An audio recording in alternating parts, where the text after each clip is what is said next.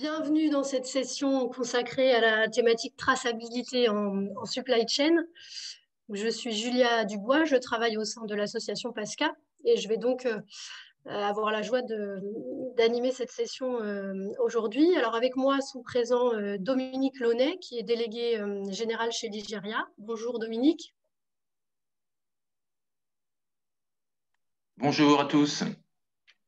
Fabrice Zera, qui est CEO d'Ubi Solutions. Fabrice, bonjour. Bonjour à tous. Jacques Sénécal, qui est fondateur de la SARL Sénécal. Jacques, bonjour. Ah, on ne vous a pas entendu, Jacques.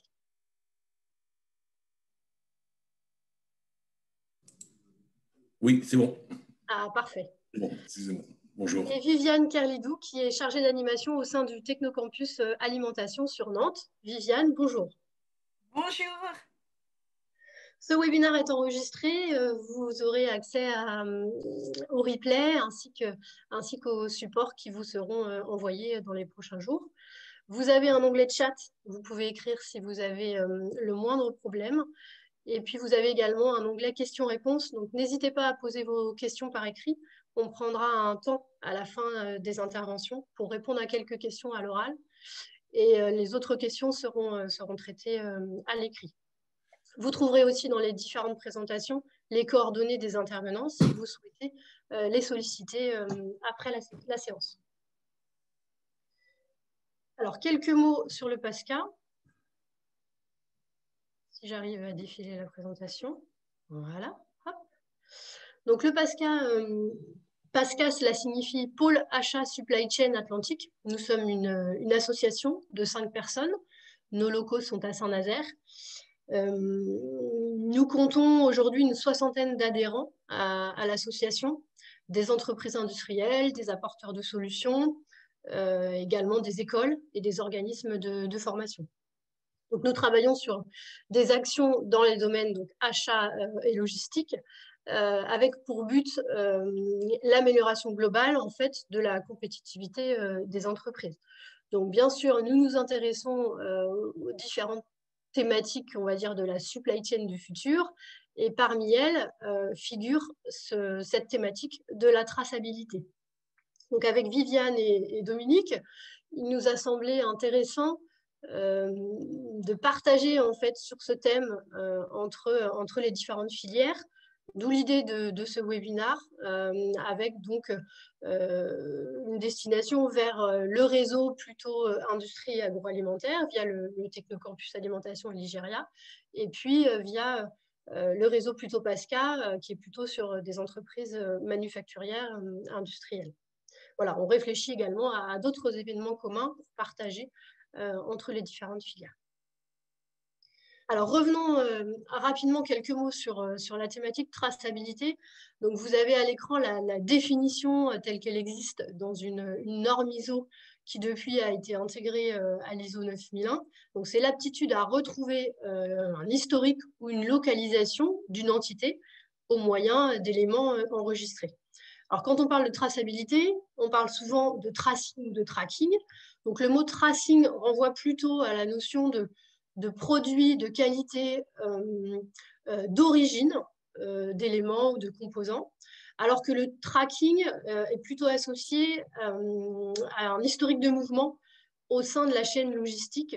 Et c'est plutôt quand on parle de tracking qu'on évoque aussi la notion de temps réel. Alors, on peut difficilement parler de traçabilité sans évoquer tous les outils qui vont avec, les capteurs, les lecteurs, les réseaux, donc tous ces dispositifs qu'on appelle aussi IoT ou Internet des objets.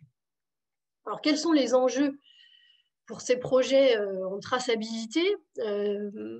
Alors, le premier, bien évidemment, c'est la satisfaction client. Donc, on cherche à répondre toujours au plus près des attentes du client, que ce soit sur la transparence, l'origine de composants, ou que ce soit, par exemple, sur une précision en termes de date de livraison ou d'horaire de livraison. La traçabilité ou des projets sur cette thématique-là permettent aussi d'identifier rapidement des dysfonctionnements au sein des chaînes logistiques et donc de mettre en place les bonnes actions d'amélioration et de gagner en performance globale. Un dernier élément, c'est la notion de coût. Donc, grâce à des outils ou un process cadré en termes de traçabilité, on peut par exemple réussir, grâce à une bonne visibilité, à réduire ses marges de sécurité et donc à réduire son stock. Un petit élément ou un élément chiffré que vous avez en avant-première, on a lancé au niveau du PASCA, en association avec l'école ICAM, une grande enquête qui vise à sonder la maturité des entreprises au niveau de l'industrie du futur ou de la supply chain du futur. On les sollicite aussi dans ce questionnaire pour avoir leurs attentes et leurs besoins.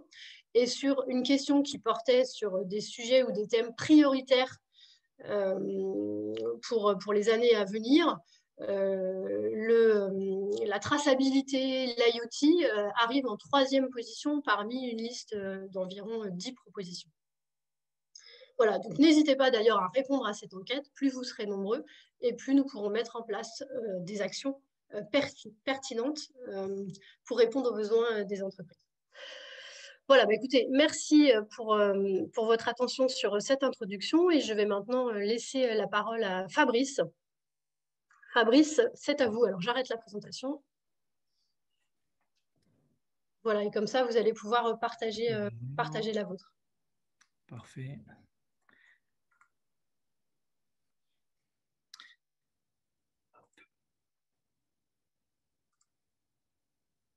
Voilà. Bonjour à tous. Donc, Ubi Solutions, nous sommes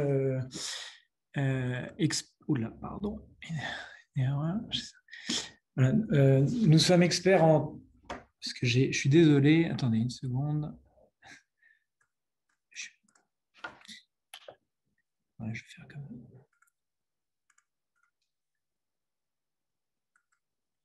C'est parfait, désolé.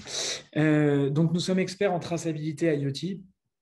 On développe des solutions track and trace de bout en bout qui permettent de collecter toutes les données sur le terrain et faire communiquer les biens. Donc, en fait, quel que soit le type d'objet, on peut avoir des rôles, on peut avoir des chaises roulantes, des outils, des bacs, des cartons, des t-shirts. Il n'y a pas de limite sur la traçabilité. On va les marquer avec une technologie. Donc, on maîtrise l'ensemble des technologies. Alors, la plus connue, évidemment, la plus vieille, c'est le code barre. On a aussi la RFID. Donc, contrairement au code barre qui permet de tracer une multitude d'objets simultanément avec des distances beaucoup plus importantes. Ensuite, on a des solutions actives, type Bluetooth ou Wi-Fi, qui permettent d'avoir des portées qui peuvent aller jusqu'à 100, 150 mètres sur site. Et d'autres technologies qui sont la 4G, le LoRa et le Sigfox qui permettent, quel que soit l'asset dans le pays ou à l'échelle mondiale, d'identifier l'objet et de le tracer. Donc, on collecte l'ensemble de ces datas et on les reporte sur des données, le système d'information du client. Donc, c'est des plateformes collaboratives qui va être partagées avec l'ensemble de la chaîne. Et on le remontera plus en détail avec le cas Sénécal. Donc, qu'est-ce qu'on fait pour tous les besoins? On informe, on identifie l'objet, on peut l'inventorier, on le localise, on peut le rechercher. Il permet d'être prévenu. Donc, on est toujours dans la logique du quoi, où, quand, comment. Donc, on prévient des mouvements de l'état général. Si un matériel est dormant, on peut envoyer une alerte. Voilà. Ces solutions permettent également de faire de la maintenance prédictive. Et en fonction de toutes ces datas, on va alerter. On va alerter pour donner des informations pertinentes pour améliorer le process ou la traçabilité du client. Donc, ça peut être dans la logistique, ça peut être un emplacement vide, un bac vide ou plein, un choc, parce qu'on a aussi des détections de choc, des détections de température, des détections de chute ou des sorties de zone. Donc, en fait, on collecte tout type de data, quelle que soit la technologie, et on va la collecter et la mettre à disposition sur un système d'information collaboratif. Donc, je vous donne juste cette photo qui vous montre l'avantage de la RFID. Ça, c'est une solution que tout le monde utilise depuis presque 20 ans. C'est le télépéage. C'était une des premières applications RFID grand public. Donc, qu'est-ce que ça a permis de faire? Vous avez des bouchons parce que les personnes s'arrêtent, elles doivent mettre leur carte bleue, retirer un ticket. Et avec le télépéage, on peut passer à 30 km/h, pas besoin de s'arrêter, et on a un flux beaucoup plus rapide. Donc, qu'est-ce que permet de faire ces technologies? C'est une fluidité, une rapidité d'exécution, donc une amélioration des flux. On a une autre slide qui permet de montrer notre place, la place de la France sur l'automatisation. Donc, voilà, c'est le nombre de robots industriels pour 10 000 employés dans le secteur industriel. Donc, quand on se compare à la Corée du Sud, où c'est à 855, en France, on est à 177. Donc, il y a un écart qui est vraiment considérable et un travail énorme à faire pour améliorer, aller dans ce sens-là et mettre en place l'ensemble de ces technologies. Donc, pour les novices, ceux qui ne maîtrisent pas, j'ai juste pris une vidéo de chez un client pour montrer la rapidité d'exécution. Donc voilà, on a une raquette, tous les articles ont une puce RFID et on a juste à passer et tout est lu automatiquement. Donc un inventaire qui prend 7 heures en code barre prend à peine une vingtaine de minutes en RFID. Voilà. Ça permet d'avoir un stock beaucoup plus juste et une réduction des stocks parce qu'il y a une amélioration. Voilà. Donc, pour reprendre Ubi Solutions et montrer notre croissance aussi et l'industrialisation de ces solutions, donc c'est une société 100% française. On a un label French Tech et BPI Excellence comme faisant partie des 2000 sociétés françaises à plus fort potentiel. Société créée en 2008. On a aujourd'hui 5 agences en France, Paris, Lille, Dinan, Lyon et Bordeaux. On a 2 bureaux en Europe, un à Barcelone et un à Varsovie. Aujourd'hui, on a plus de 500 clients déployés avec ces technologies IoT dans plus d'une trentaine de pays, dans plus de 30 pays. Et sur les 3 dernières années avant Covid, on a fait une croissance de plus de 100%. Donc, on est vraiment rentré sur une amélioration, une croissance très forte. Il y a un vrai enjeu d'innovation de la part des industriels et un besoin d'aller vers ces technologies pour améliorer la productivité. Donc, je présente juste quelques solutions. Donc, la première qui a été un marché très conséquent pour nous, c'est le textile circuit fermé. On est toujours dans la logique en RFID. Donc, on a des blanchisseries, on identifie en masse tout le linge. On a des rôles avec plus de 1000 articles. On passe sous un portique et tout est lu en quelques secondes. Donc, je sais ce qui rentre, je sais ce qui sort, je sais à quel hôpital je l'ai livré. Et ça nous a permis, voilà, si je prends le cas des hôpitaux de Paris, ça leur a permis en un an de réduire leur stock de 50%. Parce qu'ils ont une visibilité sur une plateforme collaborative de tous les stocks en temps réel sur chaque hôpital. Et ça a permis de réduire les stocks et de réduire les temps d'immobilisation de façon drastique. On a beaucoup d'applications logistiques. Donc, toujours dans le même flux, on a des portiques qui permettent de lire en masse. Beaucoup sur des rôles, des contenants plastiques, des assets qui sont en circuit fermé. Notamment là, c'est pour la SNCF. Donc, tous les contenants plastiques qui vont dans les bars TGV. Et on est toujours dans une logique de réduction de stock, réduction de temps, gain sur les inventaires de façon très importante. Alors, pendant le Covid, pendant le premier confinement, on avait développé aussi une application avec ces technos plus grand public. Donc, on a développé le masque connecté. On a mis sur chaque masque une puce RFID et un flashcode. Alors, ça permet deux choses, parce qu'on est sur du masque réutilisable. Ça permettait surtout de garantir la traçabilité, de savoir à qui on l'a donné, quand est-ce qu'il l'a rendu et à quel blanchisseur on l'a donné pour traitement. Et ça permet aussi de garantir les procédures de lavage et le nombre de lavages grâce à la techno qu'on a déployée très rapidement par rapport à ce besoin. Et je termine juste sur une verticalité aussi qu'on est en train de développer pour la logistique et le milieu du transport. Donc, c'est un cadenas intelligent qui a une multitude de technologies. Donc, il y a un GPS, de la 4G, il y a aussi de la RFID. Ça permet de sécuriser tous les transports. Donc, c'est un condensé de techno IoT qui permet de géolocaliser le véhicule et d'ouvrir, de permettre l'ouverture du scellé uniquement quand on est arrivé à bonne destination. Donc, j'ai une carte RFID, si j'ai les droits aux accès, je peux ouvrir. Et si le cadenas est ouvert de façon frauduleuse, ça envoie aussi une alerte automatiquement. Voilà, je vais laisser la main.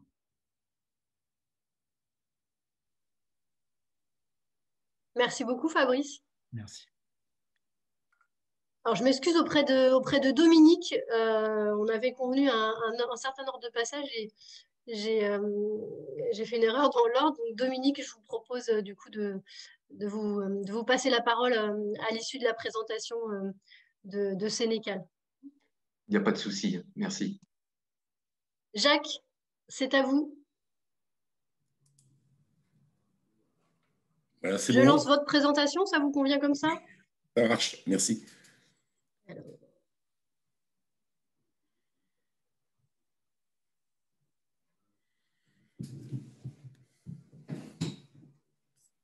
C'est bon. Oui, alors bonjour messieurs, dames. Alors, moi, je vais vous présenter assez rapidement notre système de traçat, les avantages, bien sûr. Alors, l'entreprise Sénécal, elle est située à Cagnes, dans le Calvados. C'est dans l'axe Mont-Saint-Michel-Caen. Et nous avons créé l'abattoir de volailles en 2000, avril 2000. Et on a une vingtaine de salariés. Et on faisait un chiffre d'affaires en 2017 de 1 900 000. Et là, actuellement, on a dépassé les 2,2 millions. Vous pouvez passer le...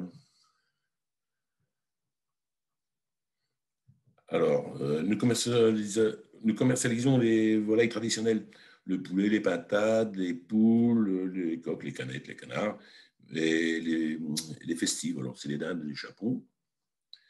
Et toutes nos livraisons sont faites en GMS, les CE et tout ce qui est traditionnel et boucher de ville. Et disons, les recherches et le développement du système ont commencé en 2013, suite à au scandale alimentaire que nous avons eu avec les steaks de cheval. Alors, vous pouvez tourner la page, s'il vous plaît. Alors voilà, c'est les créations. Encore une. Voilà.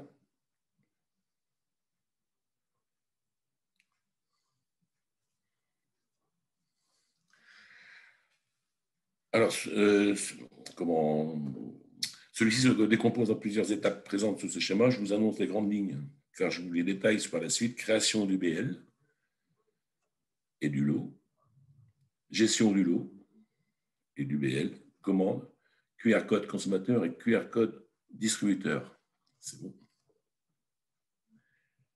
Alors, les premières étapes consistent à créer un BL et réaliser la veille de l'abattage.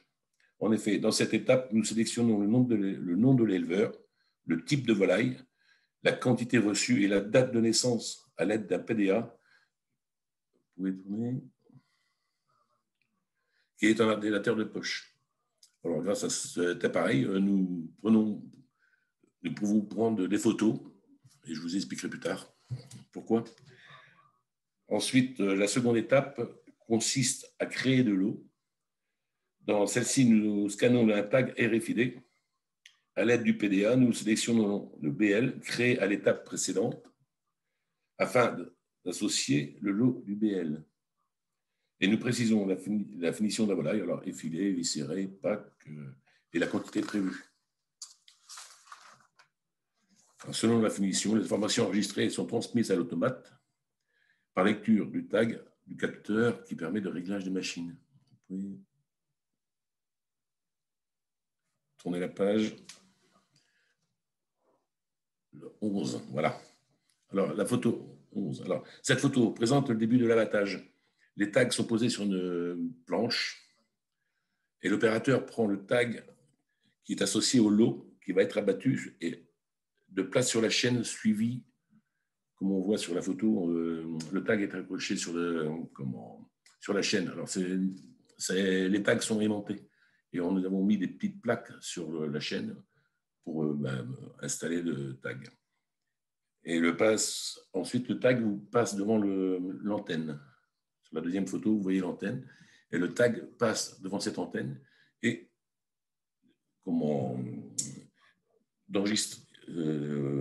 l'antenne enregistre l'heure, disons, d'accrochage et le comptage. Alors, vous avez des cellules photoélectriques et compte le nombre de volailles. Alors, là, après, photo 12. Après les plumaisons, le tag et les volailles passent devant le deuxième antenne qui permet d'enregistrer l'heure de décrochage et le nombre de volailles produites. Alors, la photo 13, voilà. Alors, ça, c'est les photos qui apparaissent sur la diapo. Ça représente l'écran que le personnel de la production a à disposition visuellement. Alors, les symboles en couleur correspondent aux symboles présents sur chaque tag. Des formes différentes sont attribuées pour chaque type de volaille abattue et les couleurs pour chaque finition. Exemple, demi-cercle pour les poulets roux, les rectangles pour les pintanes. Et nous avons choisi ce système parce qu'il y a 7 ans, nous avions des main-d'œuvre étrangères. Et pour la lecture, on avait des problèmes.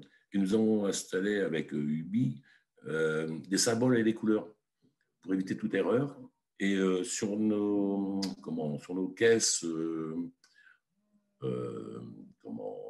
à l'arrivée des volailles vivantes, nous sélectionnons les caisses et nous mettions une affichette qui correspondait par exemple au carré jaune, losange rouge, et c'était les opérateurs ne pouvaient pas se tromper sur le lot.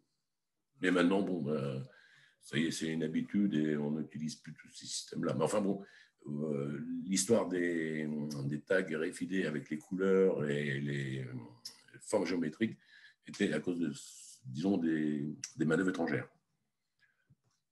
Ensuite, l'étape suivante. Alors, numéro 14.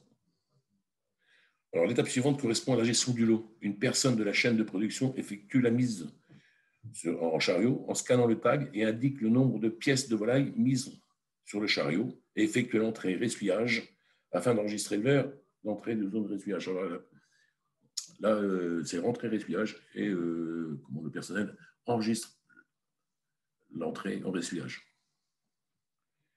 Alors la photo 15. Peut-être juste une question, oui. Excusez-moi Jacques, ressuyage, du coup, qu'est-ce que ça signifie? Pardon? Le mot ressuyage. Ah, pardon, oui. Alors le ressuyage, c'est l'endroit qui est le plus important dans l'abattoir. C'est pour essuyer les viandes minimum en 4 heures, maximum en 4 heures. C'est qu'une volaille qui rentre dans un ressuyage à fait 30 degrés, admettons, il faut qu'elle sorte à cœur à 4 degrés. Et c'est des ventilateurs, disons que ça refroidit, et avec une ventilation assez importante. Il y a une circulation d'air qui fait que les volailles se refroidissent le plus rapidement possible. On sèche un peu la volaille, on enlève l'eau. Et plus vous enlevez d'eau, moins vous avez des problèmes de germes. Très bien. Voilà, parce que c'est l'humidité qui... on enlève l'humidité. Voilà. Merci. Et c'est ce qui fait la conservation du produit. C'est pour ça que, plus tard, vous allez voir, pour les distributeurs, nous mettons le temps de ressuyage pour prouver que nos volailles sont bien ressuyées et qu'il y a une bonne conservation. Et d'où la criticité de l'étape et le fait qu'on date aussi. Tout à fait. Merci. Alors, ensuite, la gestion des BL. C'est la photo 15. La gestion des BL est effectuée également par une personne présente sur la chaîne de production à la fin de l'abattage. Dans cette étape, l'opératrice sélectionne le BL du lot de volailles abattu à l'aide du PDA et enregistre le nombre de volailles déclassées, saisies, mort en caisse. Elle peut également prendre des photos et ajouter des commentaires avec l'appareil adapté afin de justifier auprès des éleveurs des anomalies présentes sur les volailles. Alors ensuite, la 16. Alors, côté de l'expédition, Le responsable effectue la sortie des ressuyages une fois le délai nécessaire. Alors, en scannant le tag positionné sur le chariot, il crée le numéro de commande, précise le nombre de pièces vendues à chaque client et imprime un QR code distributeur et consommateur. Alors, la 17, page 17, voilà, la photo illustre l'étape de la sortie de la zone de ressuyage. Alors, 18. Alors, le QR code distributeur placé sur le BL, dans le bon de livraison, fournit à la livraison de la marchandise ou sur les colis. Le choix est laissé au distributeur. Le QR code consommateur est apposé sur la volaille. À une application téléchargée sur le mobile, le client peut flasher le QR code. Alors là, c'est le BL distributeur. Vous pouvez mettre la 19. Alors là, vous avez sur la volaille le QR code. Et sur le colis, alors c'est le QR code consommateur sur la volaille. Et sur les colis et les bons de livraison, vous avez le QR code distributeur. Le 20. Alors le consommateur. Alors le consommateur, lui, on lui donne que la région d'élevage, la date de naissance, la région d'élevage, parce qu'avant, on mettait le nom de l'éleveur. Et on a eu disons qu'on avait un éleveur qui a eu des soucis avec des personnes qui avaient tagué sur son bâtiment. Et on a eu des soucis aussi dans notre région. Je ne sais pas si c'est L214 ou les véganes qui avaient mis le feu à des poulaillers. Alors maintenant, on ne met plus le nom de l'éleveur, nous mettons que la région d'élevage. Alors par exemple, on met Cagnes, on met Nantes, mais on ne met pas le nom de l'éleveur. Alors la photo 20.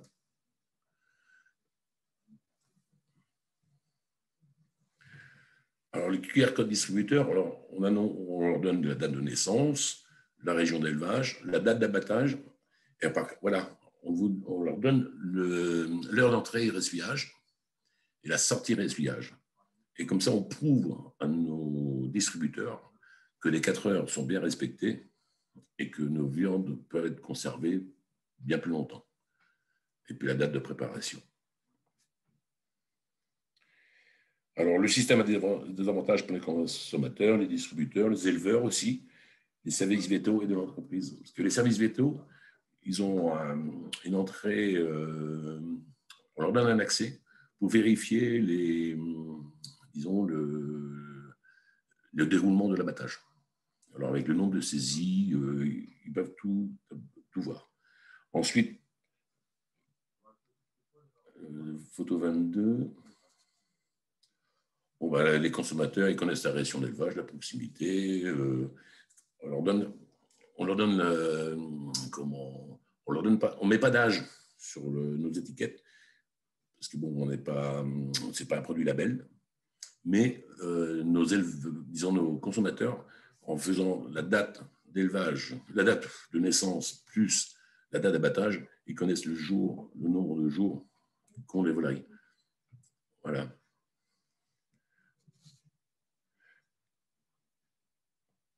Oui,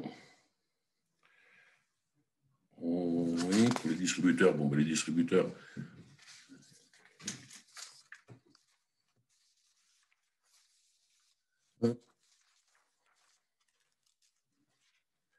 Les distributeurs ont également ces avantages, mais aussi, ils ont la preuve de la durée légale de ressuyage respectée, c'est ce que je vous ai dit tout à l'heure. Alors, par contre, aux éleveurs, c'est la photo 24, nous avons apporté pour les éleveurs, alors nos éleveurs, ils ont un mot de passe, ils ont accès, disons, sur le cloud, et ils peuvent connaître le nombre de volailles déclassées, les saisies, les mortes en caisse, avec photographie, avec des saisies, les couves, et avec le commentaire à l'appui. Et chaque éleveur a un code d'accès. Et ils peuvent regarder l'abattage de ce matin. Le monsieur Durand on lui a abattu ses volailles et il voit à l'instant T le nombre de volailles qu'on a abattues, le nombre de saisies, les morts en caisse, les photos s'il y a eu des saisies. Voilà. Alors on fait une traçabilité de l'éleveur et le consommateur. 25. Voilà, ce que voit notre éleveur. Alors, bon, là, le nom du producteur, c'est Monsieur Delamarre, et poulet certifié, quantité 522, nombre de saisie 13. Et on voit Monsieur Delamarre le 7 août, il y a deux photos. Donc, il a les photos des volailles saisies ou déclassées. Alors, 26. Alors voilà, c'est ce que je me dis tout à l'heure, c'est que depuis qu'on a fait ce document, voilà, les vétérinaires peuvent avoir accès et nous installons aujourd'hui, parce qu'on a un peu de retard sur la caméra, mais normalement, la semaine prochaine, nous avons les caméras mises en place pour, au niveau de l'électronarcose avant la saignée, pour prouver que nos volailles sont bien endormies avant le saignage. Et tout ça, c'est la traçabilité via le CLUD. Alors, le 27. Alors, voilà, c'est ce qu'on a apporté en plus avec le réfilé. C'est que à la première antenne, le tag est le tag déclenche notre système pour l'abattoir, le réglage des machines. Alors, vous voyez, vous avez les températures, les vitesses de rotation et les vitesses d'avancement de la chaîne. Et ça nous permet d'avoir une régularité sur tous nos produits, de ne pas les marquer. Et, disons, on empêche tous les erreurs humaines. Voilà, alors ça, c'est ce qu'on a apporté grâce au RFID, quoi. Alors, nos produits, ils sont, ne sont pas marqués, parce que vous avez sur les volailles en général, vous avez une peau la première petite peau, et si on enlève cette première peau, les volailles se conservent moins bien. Alors voilà, alors là, grâce à l'automate, nous n'avons plus ces problèmes-là et plus d'erreurs humaines, quoi. Alors, 28, alors...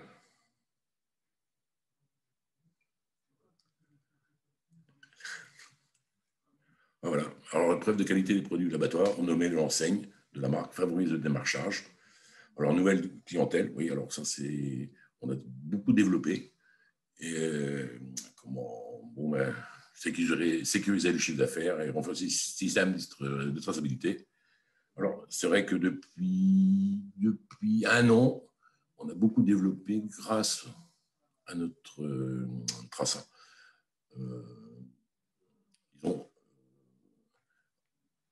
Au tout début, quand on avait créé ce système, on n'avait pas beaucoup de visites sur notre site et on n'avait pas beaucoup de visites. Et depuis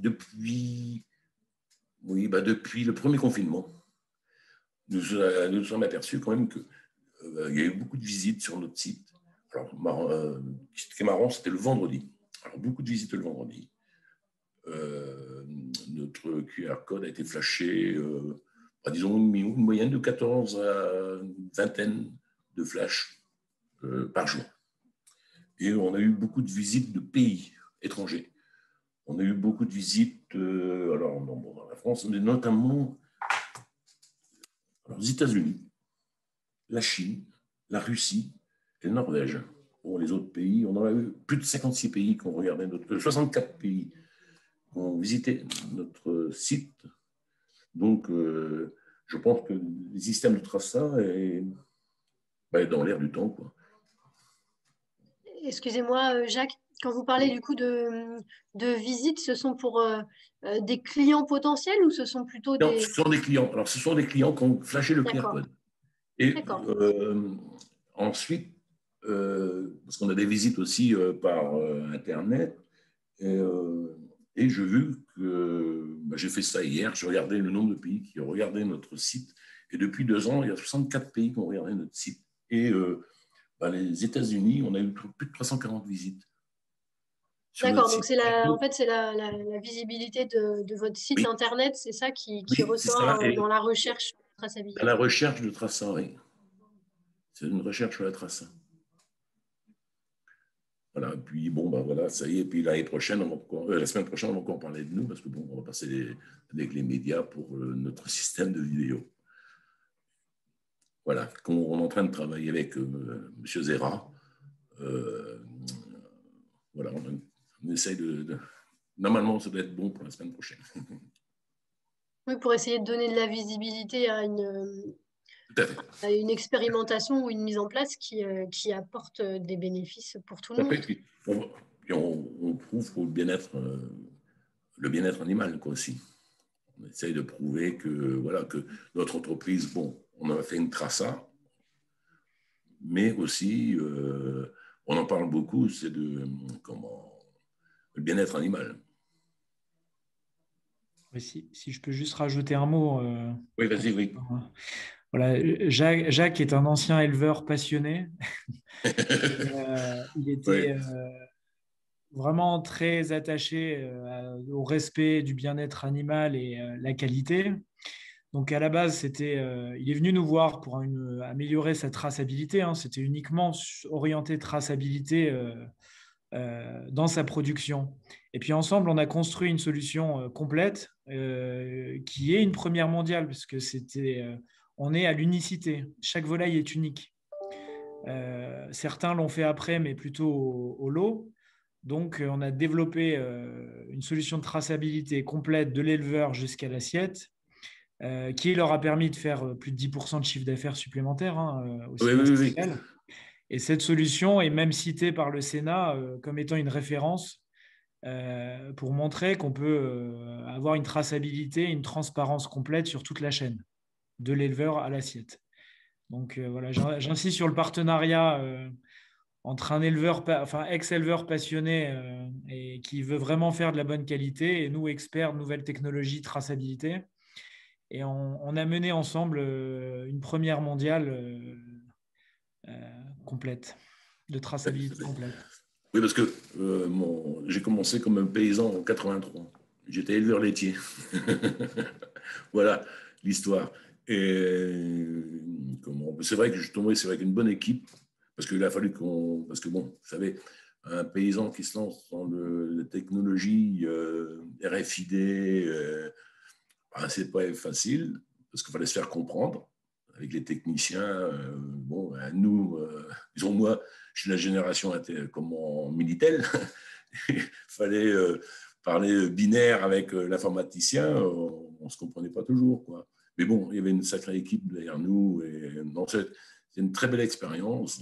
Et aussi, nous avons été invités l'année dernière à Bercy pour parler de notre système de traçabilité, parce que Bercy recherche à uniformiser le système de traçabilité. Et ça, c'était en octobre 2019. Oui, 2019. Et, on avait été invité à Bercy pour ces systèmes-là. Et je me suis trouvé avec des très grands, disons, agroalimentaires nationales, quoi. Mais bon, c'était pareil, c'était une bonne expérience. Voilà. Merci Jacques. Je vous en prie, madame. Je vous en prie. Alors, on va revenir peut-être à Dominique. Donc, n'hésitez pas si vous avez des questions à les écrire dans l'onglet prévu à cet effet, et on pourra les poser à Jacques ou à Fabrice après les présentations de Dominique et Viviane. Merci encore Jacques, merci Fabrice. Dominique, je vous laisse la main. Merci Julia.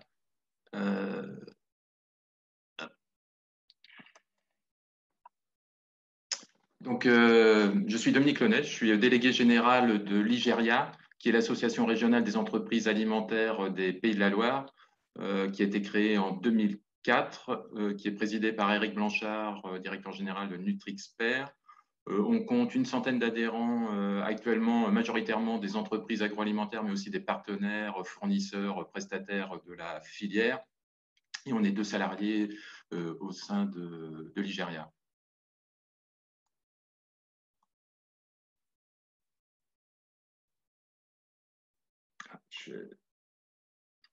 Voilà. Donc Ligeria a 4 missions principales.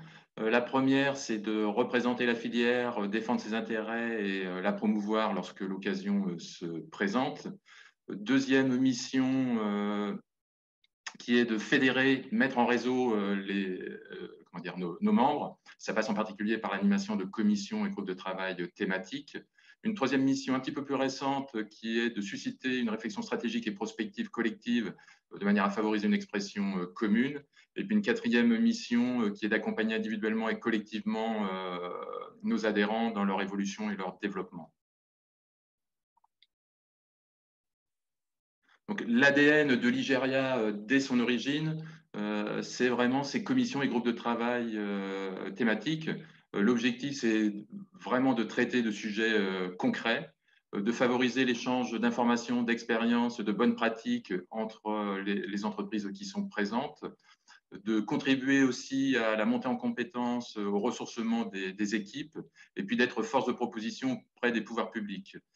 On essaie de faire remonter des propositions, des attentes, des besoins, des problématiques communes à la filière auprès des partenaires, régions et services de l'État. Nos commissions et groupes de travail sont articulés autour de 3 axes. Le premier, c'est l'axe compétitivité. On s'intéresse en particulier aux sujets liés aux achats, au financement, à l'international, au juridique, à la logistique, à la performance à laquelle on associe santé et sécurité au travail, à la qualité et sécurité des aliments, et on a même mis en place un groupe de travail sur les référentiels privés IFS, BRC, FSSC 22000, à la R&D, aux ressources humaines et aux laboratoires d'entreprise. On propose des services complémentaires comme une formation actuellement à l'IFS version 7, et puis aussi des audits, une démarche d'audit qualité croisée en lien avec la commission qualité et sécurité des aliments. Deuxième axe, c'est celui de la transition numérique pour laquelle on a mis en place une commission digitale collaborative. Un troisième axe lié à la transition écologique et sociétale qui est en plein développement. Donc dans ce cadre-là, on a une commission énergie-environnement, on a 2 groupes de travail, un sur la biodiversité dans le cadre en particulier d'un contrat d'engagement que l'on a signé avec la région des Pays de la Loire, et puis un groupe de travail nutrition. Et on propose là aussi des services connexes, comme actuellement une formation à l'éco-conception des emballages alimentaires. Si parmi les participants, il y a des entreprises qui sont intéressées, qu'elles n'hésitent pas à me solliciter. Sur l'aspect stratégie et prospective, on a mis en place en 2017 ce que l'on appelle la fabrique à stratégie. L'objectif, c'est d'offrir un espace de réflexion et d'échange sur les questions de stratégie et de prospective à nos adhérents, de leur permettre de prendre un peu de hauteur et de recul par rapport à leur quotidien, puis de se projeter dans l'avenir. Et puis enfin, sur les actions collectives, un thème phare pour nous depuis 2009, c'est celui d'attractivité de la filière alimentaire et de ses métiers. Vous n'êtes pas sans savoir que beaucoup d'entreprises rencontrent des difficultés de recrutement, donc on mène des actions collectives dans ce domaine-là au service de la filière.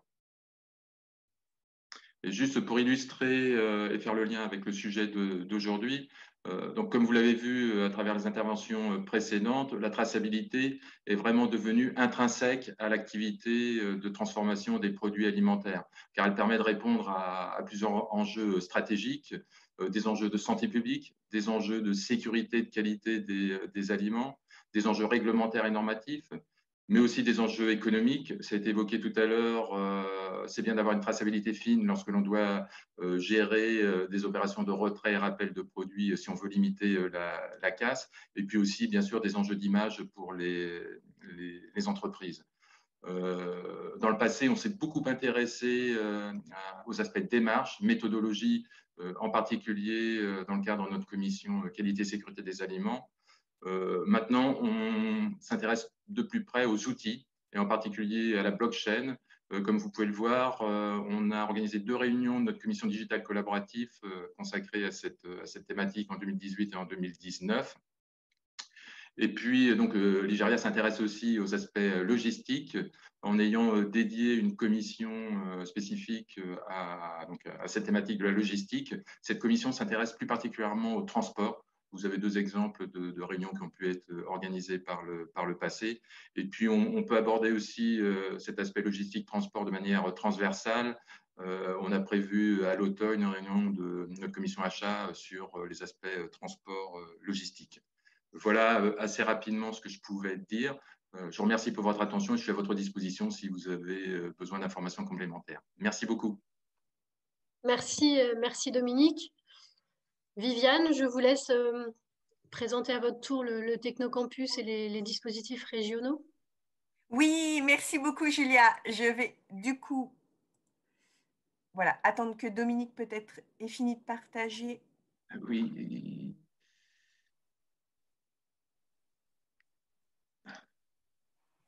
Je n'arrive pas à reprendre. À fermer. Ouais, non, puis j'ai. Voilà, je vais y arriver. Je ne savais pas, je suis très égoïste, qu'il fallait rendre la main. C'est bon, je l'ai fait pour vous, Dominique. Viviane, Merci c'est beaucoup. bon, vous pouvez partager. Merci beaucoup. Super, merci beaucoup Julia. Vous voyez mon PowerPoint? Oui, très bien.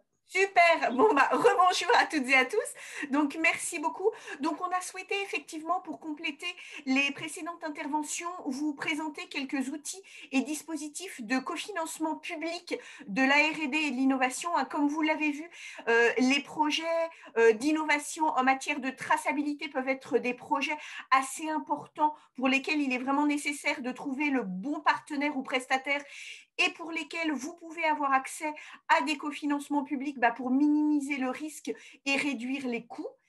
Alors, juste en introduction, le Technocampus Alimentation donc, reprend pour partie et développe les missions qui étaient assurées jusqu'à présent par l'association Cap Aliment. Le Technocampus donc, est vraiment à votre disposition pour vous accompagner, vous conseiller sur tout projet individuel lié à la R&D, à l'innovation. On s'inscrit vraiment en complémentarité de ce que vous avez présenté, Dominique, et ce que peut proposer l'Igeria. On propose aussi évidemment de l'animation et de la formation, et donc l'appui au montage de dispositifs, enfin de dossiers pour faire appel à des dispositifs de cofinancement public. Donc ce Technocampus s'inscrit dans un réseau régional de Technocampus dédié à des thématiques d'intérêt industriel, type électronique, robotique, matériaux composites, etc., etc.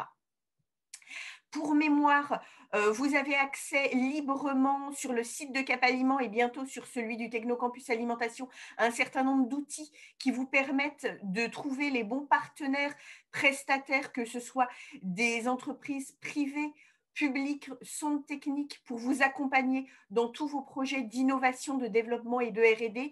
Vous retrouvez aussi un guide des périodes de stage si vous voulez faire appel à des stagiaires pour vous accompagner sur vos projets d'innovation, et également un guide des formations. Donc, n'hésitez pas, ce sont des outils auxquels vous avez accès librement sur le site de Cap Aliment.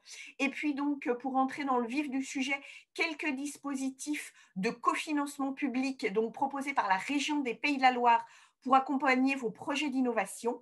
Alors que ce soit d'ailleurs sur la problématique de la traçabilité qui nous intéresse aujourd'hui, mais ça peut être aussi sur toute autre problématique que vous rencontrez et pour lesquelles vous avez besoin d'innover. Donc le premier dispositif, il est accessible aux TPE et aux porteurs de projets en création d'entreprise. C'est intéressant parce que c'est le seul dispositif qui existe pour accompagner les porteurs de projets. C'est un dispositif, qui permet d'accompagner un premier pas vers l'innovation avec une subvention d'un maximum de 7 000 € sur une dépense éligible de 10 000 € pour faire appel à un prestataire pour vous accompagner dans la résolution de votre projet innovant. Deuxième dispositif, alors sur lequel j'insiste parce que, excusez-moi, il est ouvert actuellement, il est encore accessible jusqu'au 26 février pour la filière agriculture et agroalimentaire. Il permet en fait de bénéficier d'une subvention de 20 000 € qui est octroyé par la région à un solutionneur qui viendra vous aider à résoudre une problématique technologique liée à un projet d'innovation. C'est un dispositif qui est rapide à mobiliser et donc vous avez le lien si vous voulez y faire appel. Et puis bien entendu, on est là pour vous donner plus d'informations et vous accompagner si besoin.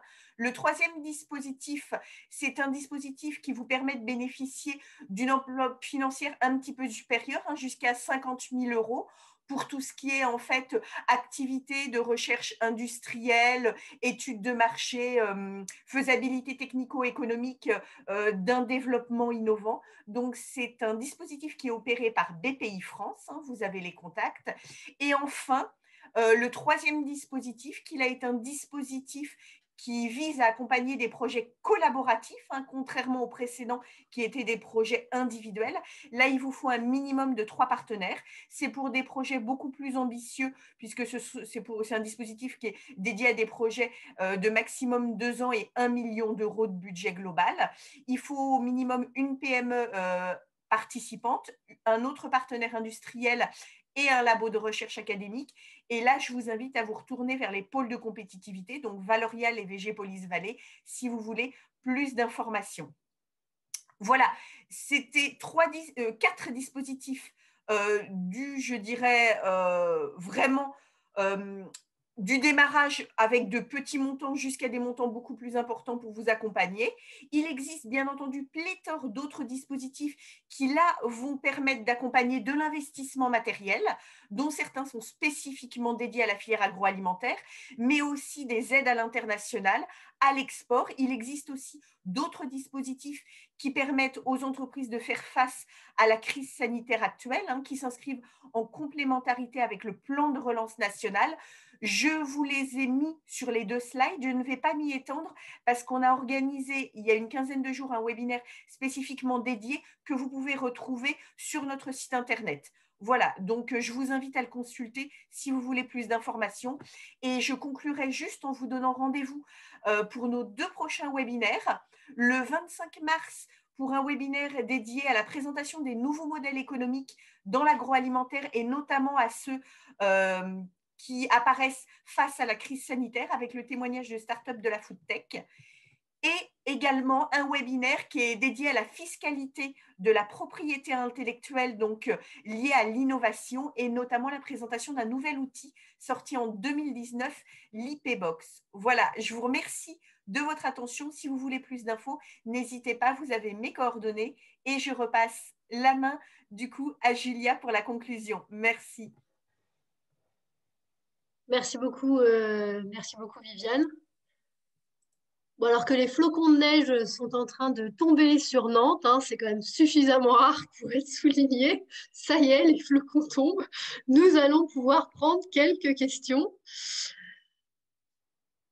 Alors, donc merci aux différentes personnes qui ont tapé quelques questions dans l'onglet dédié. Alors, on en a plusieurs. Alors, peut-être une question pour Jacques et Fabrice sur la notion de vulnérabilité du système. Voilà, est-ce qu'il peut y avoir des problématiques peut-être de sécurité peut-être Fabrice, c'est peut-être plus vous qui êtes à même de répondre à cette question. Oui, sur la sécurité, on est sur des plateformes cloud ultra sécurisées et hébergées par des tiers. Nous, 95% de nos clients sont des très grands comptes, donc on répond à des obligations de sécurité vraiment très fortes. Voilà, donc, on travaille aussi pour le militaire, donc c'est pas aujourd'hui des problématiques rencontrées. En plus, on est sur de la traçabilité, on n'est pas sur des données personnelles sensibles ou médicales. Donc, on reste sur de la traçabilité. Très bien. Autre question, aurait-il été possible de baguer les volailles, c'est-à-dire de mettre le tag au niveau de la bague des volailles? Alors, je vais répondre sur une partie, peut-être Jacques va continuer derrière. Alors, techniquement, c'est possible. C'est possible de le faire. Aujourd'hui, toute toutes les vaches ont des boucles d'oreilles RFID, hein, ça existe déjà. Maintenant, les taguer pour l'éleveur, ça aurait été... il y a plusieurs éleveurs déjà, il y a beaucoup d'éleveurs. Et c'est beaucoup plus contraignant. Donc, ça pourra évoluer à terme, mais pour le moment, ça reste une contrainte. Je ne sais pas si Jacques t'a... Oui, disons, nous, au tout début, quand on a fait notre système de traçat, on était parti déjà par la puce RFID. On avait pensé à la puce RFID. C'est pour ça qu'on est passé sur... qu'on a travaillé ensemble. C'est parce que on parlait du chien avec la puce, on parlait des chevaux. Et bon, on a bien vu qu'avec nos volailles, c'était impossible. Mais c'est pour ça qu'on est passé avec des lots, avec les RFID. Mais je sais qu'en Chine, ils mettent des podomètres à des poulets. Plus le poulet a fait de pas, plus il est cher. Alors, vous voyez, alors on peut envisager dans l'avenir, pourquoi pas. Mais je pense que les éleveurs ne sont pas, disons, au prix, disons, le coût de la main-d'œuvre. S'il fallait attraper à chaque volaille pour leur passer une puce, je pense que ça n'irait pas. Ça ne pourra pas. Mais bon, techniquement, je ne sais pas ce qui pourra se passer dans l'avenir. Pourquoi pas? Pourquoi pas? C'est sûr que là, ce serait irréprochable. Irréprochable. Alors, Voilà. cette notion de temps de mise en place des tags, cette notion de coût, ça permet une transition avec la question d'après qui est sur le ROI. Donc, si on regarde la comparaison entre peut-être le coût de la mise en œuvre du matériel, la formation des gens, enfin voilà, peut-être tout compris, et puis les bénéfices que vous en avez retirés, est-ce qu'on peut donner un ordre de grandeur en termes de ROI? Alors, le coût global, hein, mais bon, on a eu des bugs. Hein, il a fallu, on a fait des marches arrière, ça nous a coûté 150 000 euros. Okay. Voilà, ça nous a coûté. On a eu quelques aides. On a eu un prêt de 70 000 euros à 0%, remboursable en 5 ans, avec un différé de 2 ans par INPI. Mais sinon, retour sur investissement, étant donné que c'était innovateur, ce n'était pas très reconnu. Et on a eu le retour, en fin de compte, depuis 1 an. Et le RFI, disons, notre système de traçat, ça fait depuis, disons, on l'a mis en route septembre 2018. Alors automatiquement, le retour sur investissement, on l'a que maintenant. Mais bon, non, ça va bien. Ça va bien. Là, donc, voilà, ça veut dire 3-4 ans, quoi, c'est ça, non? Je ne sais pas, Fabrice, si vous voulez compléter. Alors, bon, chaque projet est différent, mais s'il fallait donner un ordre de grandeur sur ce type de projet, on est sur quelques années, c'est ça ou... Nous, on a des projets, on a des retours sur investissement de quelques mois. Hein. Tout dépend du business case. Je crois qu'un de nos records, c'était pour les hôpitaux de Paris, c'était 3 mois sur la gestion de stock. Aujourd'hui, c'est juste, voilà, le cas Sénécal est intéressant parce que c'est une PME très accessible.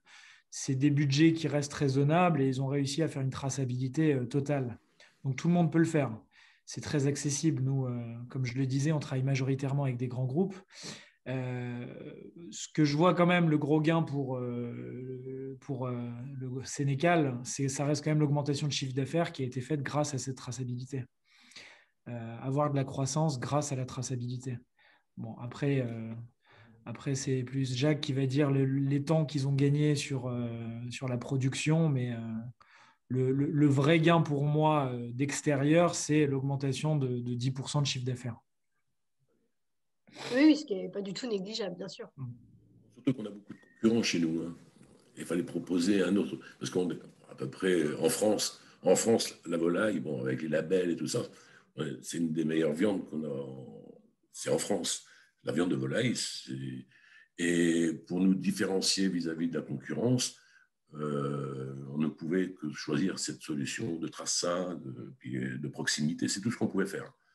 Et actuellement, on a fait un bon choix. À vos souhaits.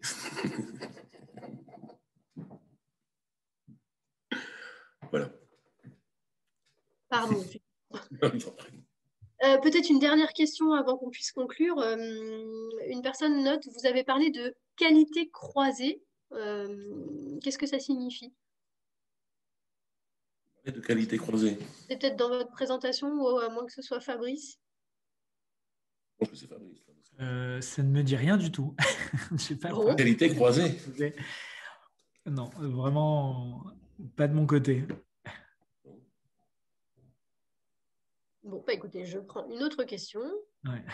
Juste, c'est Dominique, là, c'était peut-être lié Oui. aux qualités croisées que j'ai évoquées dans ma présentation. Et en fait, c'est deux Ah, entreprises. c'était vous, Dominique?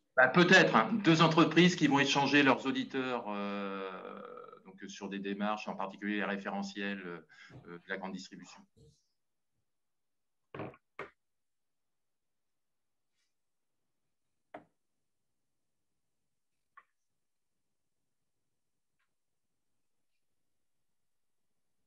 Merci du coup, Dominique, pour cette réponse. Bon, bah écoutez, il va maintenant être l'heure de se dire au revoir. On prendra le temps de répondre par écrit aux questions qui n'ont pas été traitées à l'oral. Donc, merci à tous les participants. Merci également aux intervenants. Donc, côté participants, vous étiez entre 35 et 40 à suivre ce webinaire ce matin.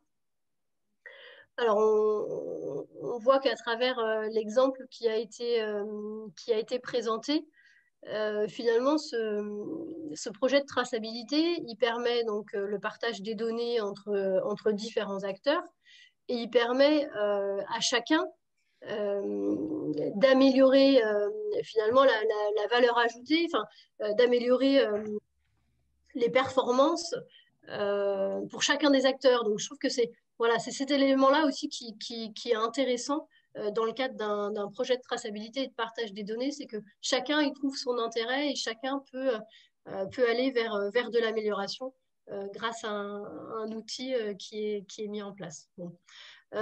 Dominique a parlé de groupes de travail, donc n'hésitez pas à vous rapprocher de lui si vous souhaitez les intégrer. Au sein du PASCA, on a également un groupe de travail sur la thématique traçabilité.